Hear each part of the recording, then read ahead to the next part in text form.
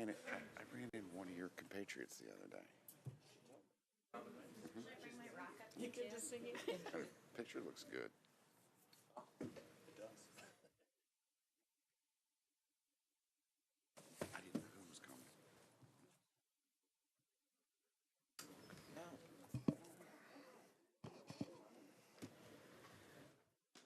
I run this show. I've used it before, so we'll figure it out. Is there an outlet up here?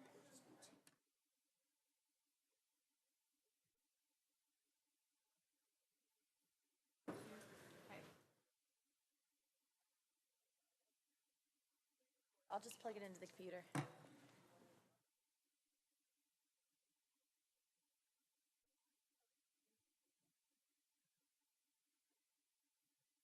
Thanks.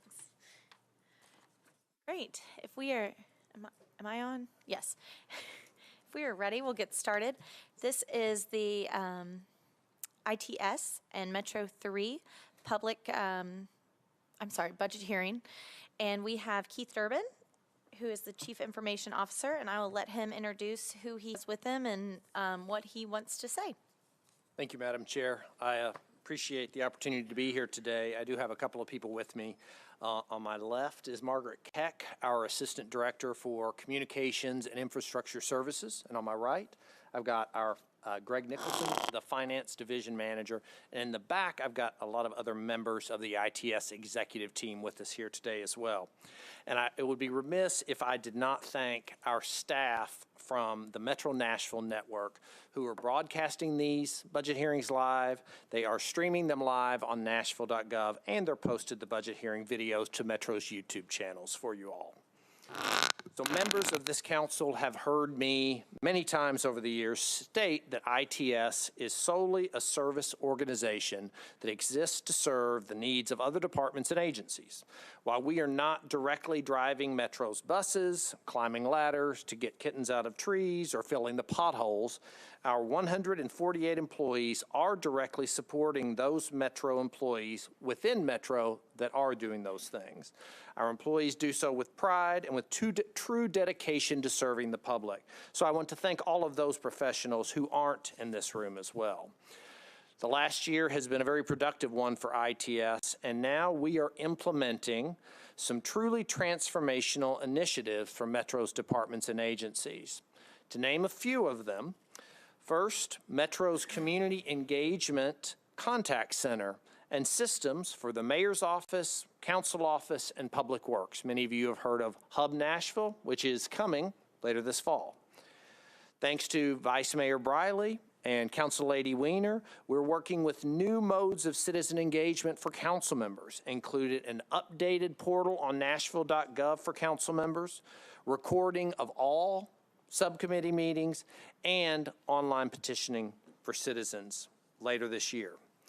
Metro's first Chief Data Officer, sitting in the back, is doing great things with open data, with the What Works Cities initiative, and a Transportation for America cohort, and is working with the Codes Department to help address looking at some of their data needs as well.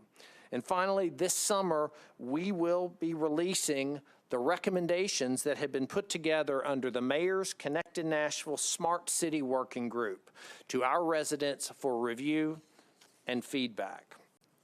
All of these items are foundational and set the stage for a savvier, more connected, and more responsive Metro government. To close my remarks, ITS will be able to work within the Mayor's recommended budget. And again, I appreciate your attention and happy to answer questions regarding our operations or our recommended budget. Great, thank you, Keith. We will start with Council Lady Sherry Weiner. Thank you, Chair. I appreciate it. Keith, thank you so much. First of all, let's start by thanking you for loaning us Slade. It's been such a help to be able to move forward with those initiatives in the council for community engagement and for enhancing our online accessibility for us to be able to serve our constituents. That's been just a blessing, so thank you. To that end, we in the council are looking at a job description for an IT liaison. Call it a liaison like we've got for the planning department. we want to look at somebody within IT because our needs are going to continue. Absolutely. We're looking at a virtual library. We're looking at that enhanced community engagement piece. We're looking at adding and expanding on our council page to make it more usable for everybody. In addition to working with the hub and Nashville.gov and the clerk's office and making this a really streamlined online presence. So my question is, we have two choices. We can bring this person in under the auspices of the Metro Council office and have them dedicated to us but working through you, or we can move that person into your division and have them dedicated to us and to our needs on this floor. What would your thoughts be about that? So my recommendation along those lines would be, obviously, we can do it either way. I do think that over the long run, you will have better results using the model that we've used thus far with Slade, where the employee reports into ITS. They're managed professionally from a technology perspective. They have immediate access within our organization to all the 148 other employees that would be there, as well as being able to take advantage of the project management opportunities that are available within the department. Again, that would be my initial recommendation, but we could work with it either way. I think you'd be successful, very successful that way, as we have been with Slade. Okay, so when this is over, so we don't take up the time here, let's sit down and put the pieces of that together so that we can make sure we get it introduced. I'm happy to help you with that. Thank you. That's all I have, Chair. Next, we will hear from Council Lady Berkeley Allen. Thank you, Mr. Director of IT. I appreciate all the help you do and the nice answers people give me to all my dumb questions, and for just keeping us able to function, because that computer is really critical for us. I'm excited about all the stuff that's happening on OpenGov. Can you just kind of quickly run through what's already out there that we can be accessing? I mean, can we look at all the sidewalks? Can we look at all the public works projects? Is that stuff, I mean, are there categories you can kind of say, oh, we've already got these 6 covered and these 3 are on the way? So that would be a question better answered by somebody who's in that on a day-to-day basis, like Robin Mace. Yeah. What I know we have are things that are important and provide a basis. So you have things like codes violations, so you know what codes violations are happening and where they're happening in your department, thanks to the work that codes department does. You have permit applications of a variety of sort. Obviously, we've been working with the short-term rental permits and visualizing those things. There are a lot of opportunities for additional enhancement, and so one of the things that Robin Mace is doing is working on that roadmap, working with departments to pull those things into that open data portal where they may live in a siloed space. I know that specifically around public works, they've done a lot of really good work over the past year in helping expose some of those things that have been buried in that department.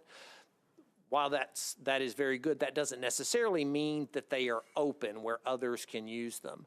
I also, and Robin and I were talking just the other day, what we would also like to do is we would like to take advantage of the comments that you made to me back in January, February timeframe, that once things settle down on the budget, we would like to do a special training session, call it training session, call it an overview of what open data is, because it is a very specific definition within Metro, what it isn't, and then help you understand those tools that are in place today, how to use them, and show you some of the things that are coming over time.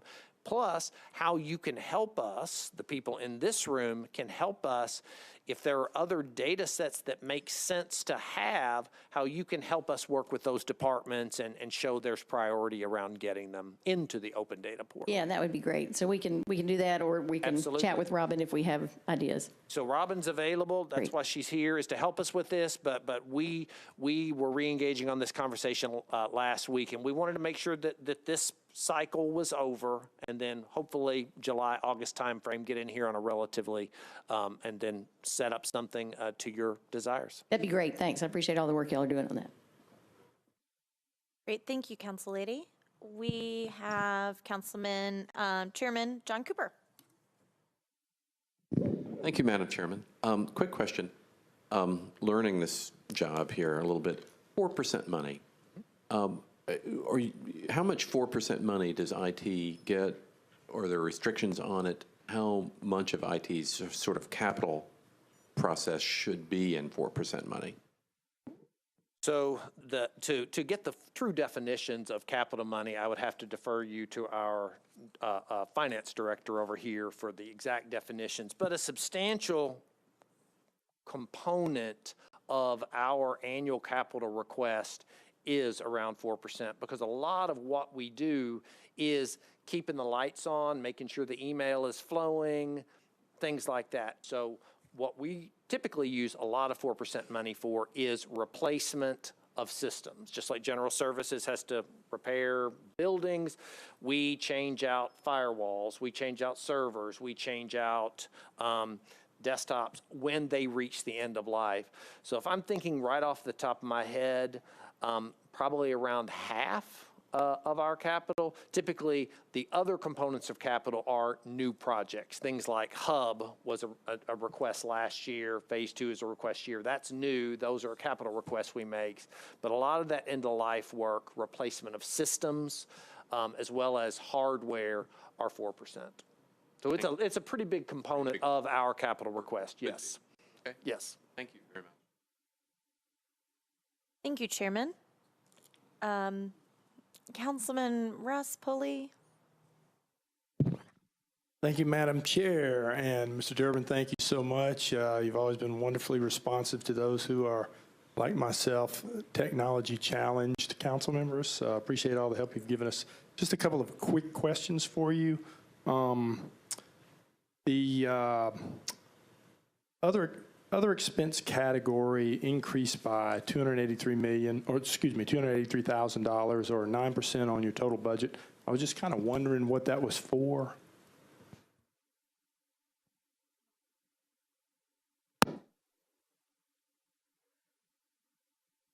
I think we're going to have to get IT to replace that.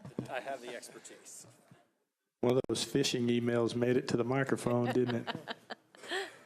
That $283,000 is for non-discretionary expenses, such as contract increases or those costs associated that are contractual in nature that go up they're going to go up whether we have the money or not. So we either redirected money there or that's part of the non-discretionary money that we got. Okay. And another question would be the repairs and maintenance services increased by about 14.5% or $450,000. So I was just wondering why such a large increase there.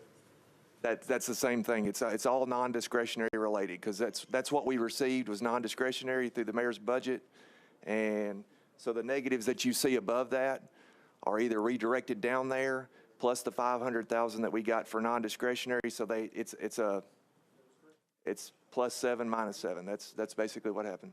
Okay. And you have a rather large increase in the charges, commissions, and fees. And I'm kind of wondering what predicts that kind of revenue increase.